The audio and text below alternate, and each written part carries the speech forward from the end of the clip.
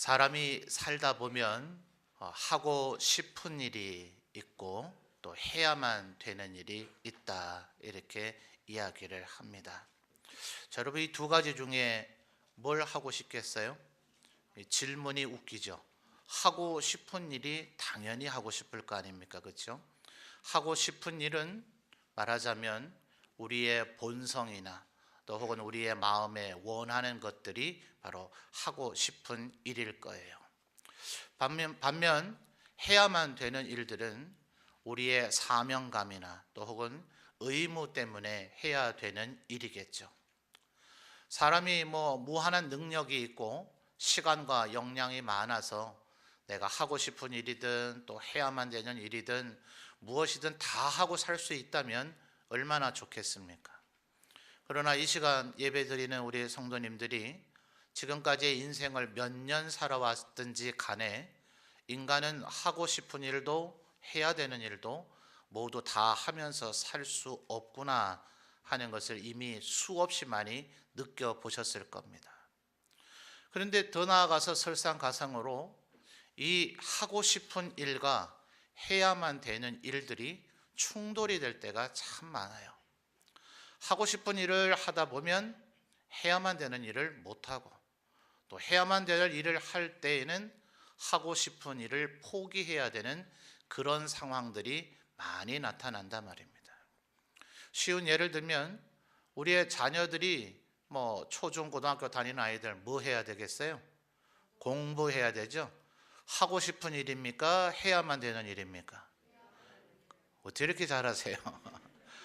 혹시 그 공부가 하고 싶은 일인 아이가 있을 수는 있겠지만 남의 집에는 그런 애가 있다는데 우리 집엔 없죠. 네, 그런 애가 있다는 소문과 전설은 들었는데 우리 눈으로 확인하진 못했어요. 근데 애들은 늘 뭐 하고 싶어 해요? 놀고 싶어 하고 게임하고 싶어 하고 기타 등등. 이거는 많아요. 그냥 한 시간 그거 거론만 해도 시간이 모자랄 정도로 하고 싶은 일은 왜 그렇게 많은가 몰라요. 그러니 어때요? 하고 싶은 일을 하면 해야 될 일을 못 하고요. 해야 될 일을 하기 위해서는 하고 싶은 일을 포기해야 될 상황들이 우리 사람들에게는 많이 있단 말입니다. 우리 어른들은 어떨까요?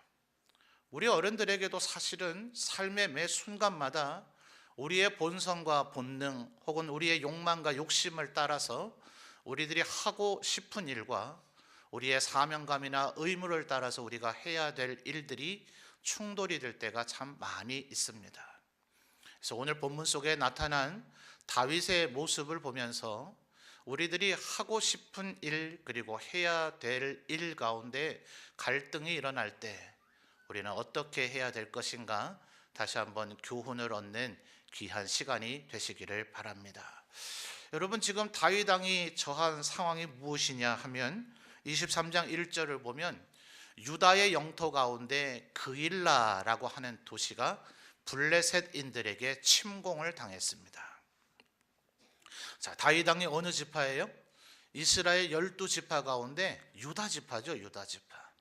그러니까 이 그일라 안에 다윗의 삼촌, 사촌, 오촌들이 살고 있는지는 알 길은 없지만 분명히 이스라엘의 12지파 가운데는 같은 지파인 같은 종족의 집안의 도시입니다. 엄밀히 말하면 남이 아니란 얘기죠. 어떻게 해야 되겠어요? 돌아보고 구원을 해줘야 되는데 얘기가 그렇게 간단치가 않습니다. 현재 다윗 왕은 사울 왕에게 발견만 되면 죽임을 당한다는 위협을 당해 쫓기고 있는 그런 신세입니다. 어느 정도였느냐 하면 그게 그냥 사울이 그냥 엄포로 하는 그런 말이 아닙니다. 우리가 오늘 23장을 읽었습니다만은 22장 그 앞에 19절부터 한 23절 그 어간들을 한번 보십시오. 다윗 왕이 도망을 다니면서 칼이 없다 보니 대제사장 아히멜렉이라고 하는 분이 있는 성막에 들린 적이 있어요. 내가 급하게 지금 왕의 임무를 수행하느라 칼을 못 가지고 왔는데 혹시 여기 준비된 칼 혹시 없습니까? 이랬더니 아히멜렉이 네가 먼 옛날 죽였던 골리앗의 칼이 바로 여기에 보관돼 있다. 그러니 다윗 왕이 아이고 그거보다 더 좋은 게 어디 있습니까? 하면서 칼 한 자루 얻어갔어요. 누구에게요? 아히멜렉이라고 하는 대제사장에게요. 아히멜렉은 그때까지만 하더라도 사울 왕이 다윗을 죽이려고 하는지를 몰랐어요. 그 이전에 다윗은 바로 그 골리앗을 죽인 이유 때문에 사울 왕의 사위가 됐었고 왕의 군대 장관이 되었었습니다. 요즘으로 하면 육해 공군을 다 통제하는 합참의장쯤이 된 거예요. 왕 다음으로 왕의 사위이니 왕의 아들들인 왕자들 다음으로 이스라엘 전체에 제일 지체가 높은 사람 아닙니까? 그가 와서 칼을 달라 하니 드리는 게 당연하죠. 수많은 전투에서 이스라엘을 구원을 해서 사울이 죽인 자는 뭐예요? 천천인데 다윗이 죽인 자는 뭐예요? 만만이요. 이렇게 이스라엘 사람들에게 칭송받았다는 건 온 이스라엘 사람이 다 아는 것이니 다윗에게 칼을 주는 것이 뭐 그리 문제가 되겠어요. 근데 사울 왕에게 그 사실이 알려지자 사울은 경노해가지고 하나님의 대제사장을 죽이라고 명합니다. 상상치 못할 일이 이스라엘 안에서 벌어졌어요. 이스라엘 백성인 유다인들, 이스라엘인들의 신하가 누가 감히 그 명령을 수행할 수가 있겠습니까? 사실 사울 왕의 신하인 아브넬도 아주 포악하기로 아주 둘째가라며 서러운 사람인데 그가 차마 하나님의 대제사장에게 칼을 들어 치는 것은 도저히 할 엄두를 못 내요. 그래서 여러분 22장 18절부터 23절 어간을 보시면 사울 왕의 신하 가운데 에돔 사람이 있었어요. 에서의 후손이죠. 그러니 야곱의 후손인 이스라엘 백성이 아닙니다. 그러니 하나님을 경외하지도 않을 뿐만 아니라 하나님의 제사장을 죽이는 것을 두려워할 이유가 없어요. 근데 이 사람 얼마나 잔인하게 했는가 하면 18절 하반절을 보면 아히멜렉을 하나만 죽인 것이 아니라 세마포 에봇 입은 자, 제사장이란 얘기입니다. 85명을 죽였고요. 19절을 보니까 제사장의 집안에 남녀, 아이, 심지어 젖먹이는 아이들까지 다 죽여버렸어요. 사람만 죽인 게 아니라 소나 나귀와 양까지도 죽였습니다. 세상에 이런 경우가 어디 있습니까? 이 일이 행해지고 나자 이스라엘 전체 사람들은 공포에 떨었어요. 사울 왕이 이렇게 하면서 뭐라 얘기했는가? 다윗을 숨겨주는 자, 다윗을 봤는데도 불구하고 봤다고 보고하지 않는 자, 다윗을 숨겨주고 도와준 자로 간주하고 그들도 죽이겠다. 여러분 무섭습니까? 안 무섭습니까? 하나님의 대제사장을 죽였으니 이거 농담이 아니죠. 정말 그렇게 하겠구나. 다윗이 차라리 안 나타나는 게 도와주는 거죠. 괜히 다윗 왕을 봤다가는 다윗 왕이 나타났다고 사울 왕에게 고발하지 않으면 내가 오히려 목숨의 위협을 당하는 상황이 되어져 버린 겁니다. 자, 그러니 지금 다윗 왕이 그일라를 도와줄 수 있을까요? 그일라를 도와주고 나면 그일라 사람들 어떻게 해야 됩니까? 와, 다윗 왕이 이제 우리를 도와줬으니 사울 왕이 이거 좋아하시겠지라고 할 수 있을까요? 아니요, 하나님의 대제사장을 죽였는걸요. 그래서 실제로 오늘 우리는 5절까지만 읽었습니다만 그 이후를 보면 사울 왕에게 7절 말씀을 볼까요? 7절 다윗이 그일라에 온 것을 그 다음 뭐라 그래요? 어떤 사람이 사울에게 알림해. 8절 보세요. 사울이 모든 백성을 군사로 불러 모으고 그일라로 내려오기 시작합니다. 그러니 10절에 다윗이 하나님 앞에 기도해요. 하나님, 사울 왕이 정말 여기 올 겁니까? 오겠습니까? 그리고 그일라 사람들이 저를 사울 왕에게 넘겨주려고 할까요? 하나님께서 11절 12절 말씀을 보면 내려온다. 사울이 꼭 올 것이고 그일라 사람들이 너를 넘겨줄 것이다. 이 새삼스러울 게 없는 거예요. 다윗 왕이 이런 일이 벌어지기 전에 마음속에 지금 유일하게 염려가 되는 것은 내가 도와줘 봐야 그일라 사람들이 나를 배반할 수밖에 없다. 그일라인들이 살아남기 위해서는 다윗이 여기 있다고 사울에게 고발할 수밖에 없을 거라는 걸 다윗 왕도 너무나 잘 알고 있습니다. 심지어 그뿐입니까? 여러분 3절 말씀을 보세요. 다윗과 함께 있는 사람들이 이 일을 하자 그래요? 하지 말자 그래요? 3절을 보세요. 다윗의 사람들이 그에게 이르되 보소서, 우리가 유다에 있기도 두렵거든 하물며 그일라에 가서 블레셋 사람들의 군대를 치는 일이리까? 하잔 말이에요? 말잔 말이에요? 쉬운 말로 이겁니다. 지금 우리 코가 석잔데 뭐하러 지금 그일라의 일에 우리가 끼어들려고 합니까? 이렇게 이야기를 하는 거예요. 여러분, 우리가 23장을 읽고 있습니다만 21장 22장 이 어간을 보면요, 이 사울이 이렇게 다윗을 찾아 죽이려고 하니까 다윗이 숨을 데가 없어요. 어디 지낼 데가 없습니다. 우리나라처럼 정말 전국에 산과 나무 숲으로 아주 우거져 있으면 산 어디에 숨어 있을 수가 있는데, 이스라엘은 대부분 사람이 사는 곳 아니면 완전히 사막과 같이 산이 있어도 바위산, 돌산, 나무나 풀이 그냥 조금 그저 우리 로뎀나무라 그러죠. 우리나라의 쌀이빗자로 만드는 그런 관목 덤불 정도 생각하면 됩니다. 거기 사람이 숨을 데가 있습니까? 열매 따먹을 게 있습니까? 거의 대부분의 지역이 황량한 벌판과 같아서 숨어 있을 곳이 없어요. 사람 민가로 내려가서 사람들에게 도움을 구하지 않으면 어디 들판 숲속에는 숨을 만한 곳이 이스라엘 땅덩어리 안에 그렇게 많지가 않습니다.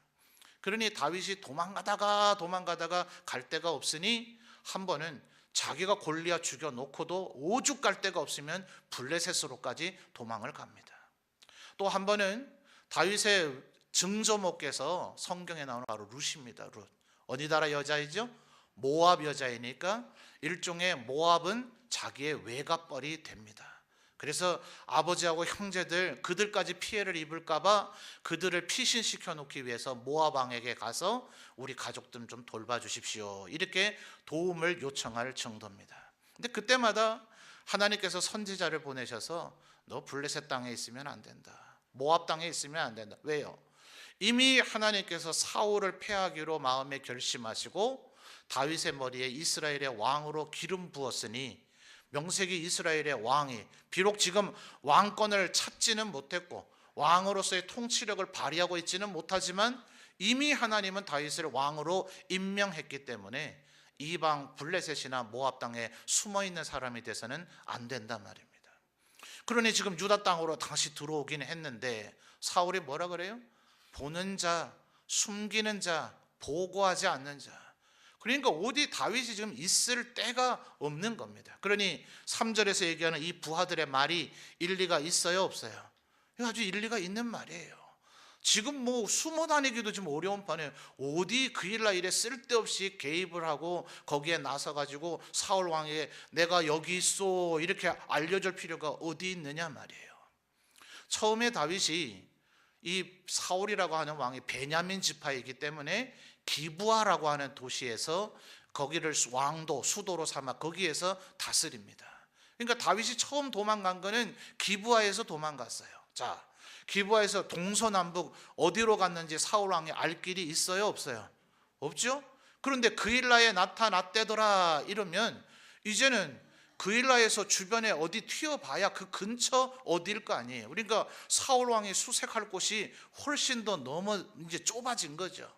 무슨 얘기인지 이해되십니까? 서울에서 도망갔다 그러면 이게 도대체 강원도로 갔는지 전라도로 갔는지 충청도로 갔는지 경상도로 갔는지 알 길이 없잖아요. 그런데 문경에 나타났대요. 그럼 이제 문경에 군대를 보내면 문경에 없으면 가봐야 어디밖에 못 가요? 예천이든지 상주든지 김천이든지 안동이든지 그 근처 어디 있을 거 아니에요. 그러니까 사울 왕이 다윗을 잡기가 훨씬 더 좋아지는 상황이죠. 여러분이라면 나서겠어요, 안 나서겠어요? 바로 지금 이 상황 가운데 다윗이 있다 말입니다.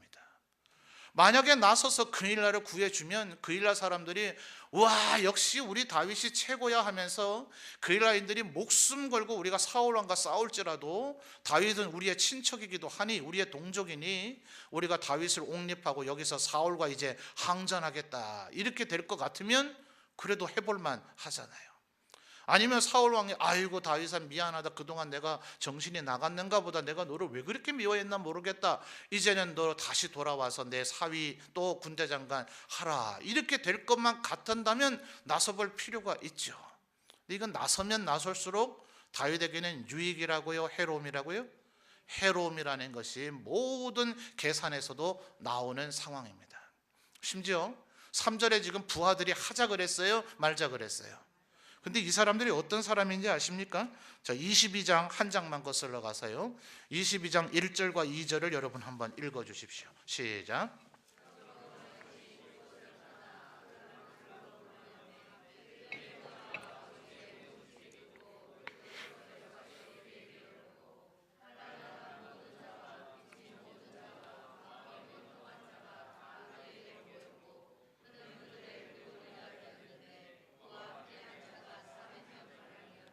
아멘. 바로 지금 우리가 오늘 읽었던 23장 아까 3절에 그일라 구할까 말까 이러고 있는데 부하들이 하지 맙시다, 그 쓸데없는 일에 끼들지 맙시다 한 사람들이 바로 요 사람들이에요. 그러니까 다윗왕하고 뭐 오래전 10년 20년 전부터 다윗왕과 아주 절친, 나 다윗왕 없으면 안 돼 이런 사람들이 아니라 다윗이 지금 도망갈 데가 없어서 22장 1절에 어디요? 아둘람 굴에 숨어 들어갔는데 이 사람들도 다윗과 비슷한 처지라서 도망 다니다가 갈 데가 거기밖에 없어서 거기서 모여서 우연히 만난 사람들이란 말이에요. 근데 그 사람들이 어떤 사람이랍니까? 22장 2절을 보니까 첫째 어떤 사람요? 환난 당한 사람, 둘째요 빚진 사람, 세 번째요 마음에 원통한 사람. 우리 개역 개정으로 새로 번역을 하면서 조금 더 완화해서 조금 부드럽게 번역을 했는데요, 예전 개역 성경에는 이 표현 가운데 불량한 자들이다 이런 표현이 나왔어요. 그러니까 말하자면 이들이 모두 다 그런 건 아니겠죠. 아마 일부 억울한 사람도 있겠지만 이들 중에는 범죄자들도 뒤섞여 있었고요, 어쩌면 다윗과는 달리 자기 고향 동네에서 도저히 살 수 없는 뭔가 사연 있고 이유가 있는 사람들이 지금 도망 다니다가 모여든 사람들이란 말입니다. 객관적으로 볼 때 선한 사람일 가능성이 많아요, 악한 사람일 가능성이 많아요? 악한 사람일 가능성이 많습니다. 그래서 실제로 지금은 그일라의 사건입니다만 훨씬 시간이 지나고 나면 시글락이라고 하는 곳에서 이들이 함께 살다가 아말렉 족속에게 부인네들, 아내들, 아이들 전부 다 포로로 잡혀가는 사태가 벌어졌어요. 그때 이들이 다윗왕을 돌로 쳐서 죽이려고 합니다. 그러니까 실제로 배반할 가능성이 있는 사람들이에요, 없는 사람들이에요? 충분히 있는 사람들입니다. 물론 그런 연단의 세월을 거쳐서 참 감사하게도 먼 훗날 압살롬이 반란을 일으켰을 때는요, 온 이스라엘이 압살롬 편에 섰지만 이들만이 다윗왕을 호위합니다. 나중에는 그렇게 거룩하게 의롭게 변화가 되기는 해요. 그러나 지금은 이 그일라를 지금 칠까 말까 한 상황은 다윗왕에게 온 지도 얼마 안 됐고 다윗왕을 안 지도 얼마 안 됐고 옛 습관, 그 악한 습성들을 버리지 아직 않을 때였기 때문에 이들을 믿고 의지하고서 이 일을 시작하기가 몹시 어렵단 말이에요. 이들 모두 다가 합시다, 다윗왕님, 다윗님, 이거 뭐 당연히 우리가 해야 되죠. 이거 우리 전문 아닙니까? 이런 거 하는 게 뭐가 문제됩니까? 우리 한번 해봅시다. 이래도 지금 위태위태한 상황인데 함께 있는 자들이 성질도 거친 이들인데 이들도 하지 말라 그래요. 이래저래 따져봐도 아무리 해도 이 일은 해서는 안 될, 하기만 하면 할수록 다윗왕에게 손해가 될 가능성만 많은 일이란 말입니다. 한편으로는 성경에 지금 이런 표현까지는 안 나오지만 이렇게도 생각해 볼 수 있지 않을까요? 이거 그일라가 침략을 당했으면 이 그일라를 구원해야 되는 건 누가 해야 될 일입니까? 이스라엘에서 이 일을 꼭 해야 될 책임 있는 자가 누구예요? 누굴까요? 그거 사울이에요. 왕의 임무가 바로 그겁니다. 하나님께서 왕을 세우는 걸 최초의 출발은 이스라엘 백성들이 참 마음이 고약해졌죠. 다른 나라 보니 왕이 있으니까 폼이 나가지고 하나님 우리도 왕 세워주세요. 하나님께서 처음에 진노하셨죠. 왜요? 모세를 데리고서 모세와 함께 이스라엘 백성이 출애굽에서 나올 때에 이 신명기 이전 출애굽기, 레위기, 민수기의 이 모세궁의 율법을 보면 이미 하나님께서 얘기는 하셨어요. 너희들이 가나안 땅에 들어가면 왕을 세워야 될 터인데 이 왕은요 세상의 왕들과는 달라야 됩니다. 세상의 왕들은 어때요? 우리 아들 불러다가 종을 만들든지 군인 만들어서 전쟁터로 내몰아서 죽게 만듭니다. 우리의 딸들 빼앗아다가 자기의 여종으로 삼든지 첩으로 삼든지 요리사로 삼든지 해버립니다. 우리에게서 세금은 있는 대로 뜯어갈지는 모를지라도 우리의 억울한 것은 잘 해결해 주지 않습니다. 이것이 세상의 모든 포악한 왕들이었습니다. 하나님께서 구상하고 있는 왕은 무엇인가? 하나님만이 진정한 왕이시나, 하나님이 직접 나타나면 시내산 정상에서 하나님이 십계명을 주기 위해서 나타나셨을 때에도 이스라엘 백성들이 너무나 두려워했어요. 그래서 이스라엘 백성들이 오히려 요청합니다. 하나님 제발 직접 나타나는 일은 삼가해 주시고 대신에 하나님의 종을 세우셔서 그들을 통해서, 왕이든 선지자든 그들을 통해서 하나님께서 우리에게 하시고자 하시는 말씀을 대신 좀 전달하게 하면 안 되겠습니까? 우리 하나님 직접 보는 거 너무 겁나서 도저히 안 되겠습니다. 이래서 하나님께서 그것을 좋게 여기셔서 그 후에는 하나님의 말씀을 전하는 것은 선지자가, 하나님 앞에 예배하는 것은 제사장들이, 그리고 하나님의 백성들을 의롭게 질서를 유지하며 살아가도록 만드는 일에 왕을 세우는 일을 허락하십니다. 그래서 이스라엘의 왕은 반드시 기억해야 되는 것이, 내가 제일 높은 왕이 아니고 나는 일종의 부왕과 같아서, 회장님을 보좌하는 사람 누구예요? 부회장. 그렇죠? 서기를 돕는 사람 누구예요? 부서기. 그렇죠? 그런 것처럼 하나님이 진정한 왕이시고 나는 부왕으로서 하나님이 하라는 일만 하는데 어떤 일을 하는가? 백성들을 외적의 침입에서 보호하고 그들을 강도나 도적에게서 보호하고 그들 가운데 범법 행위가 일어나지 않도록 치안과 질서를 유지하는 일을 섬기는 마음으로 해야 되는 것이 하나님이 세우시는 왕이란 말입니다.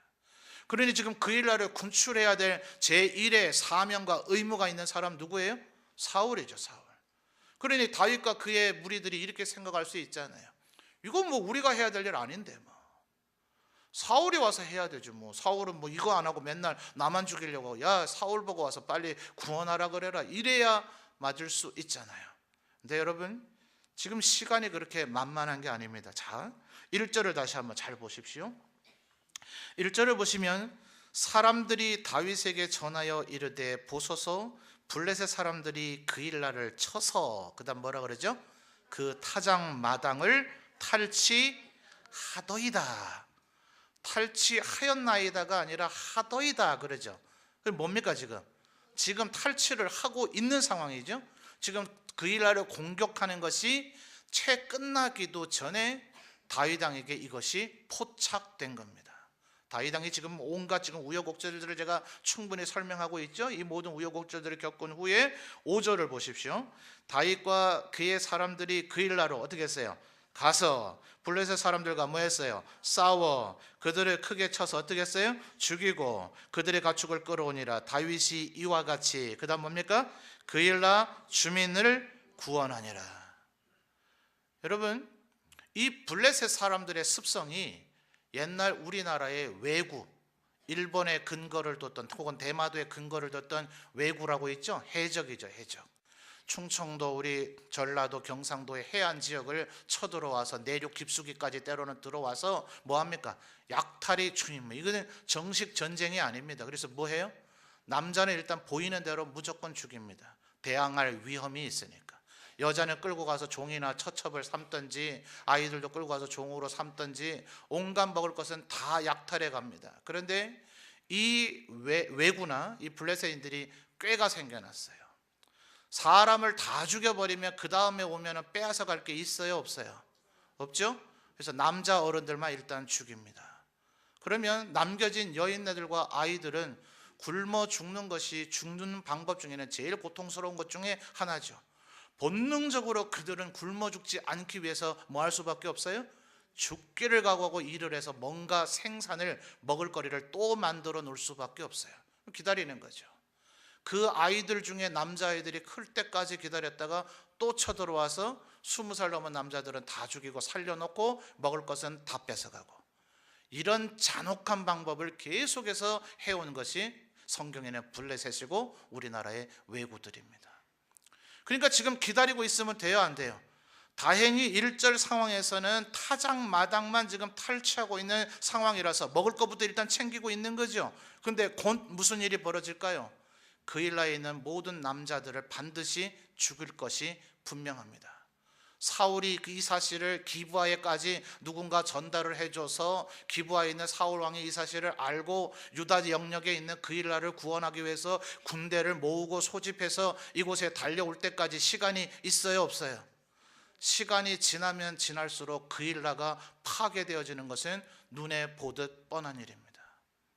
여러분, 우리의 삶에 살아가다 보면 이런 상황에 처해 있을 때가 있지 않습니까? 눈앞에 앞으로 어떤 일이 벌어질지는 뻔히 보여요.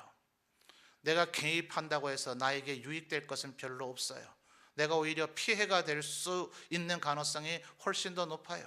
그 일 해봐야 욕먹지 않으면 다행이고 아마 욕먹을 가능성이 굉장히 높아요. 그런데 다윗은 지금 뭘 어떻게 하고 있을까요? 이런 고민이 될 때 2절 말씀 보시죠.